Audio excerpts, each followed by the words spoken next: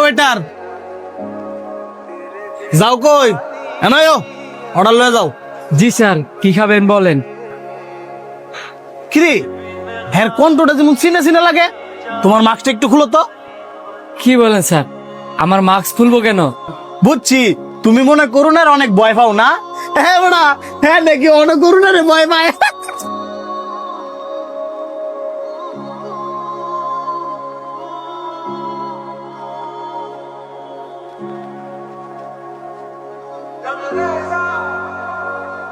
Sir, আপনারা কি খাবেন বলেন, আমি পাঠাইতেছি।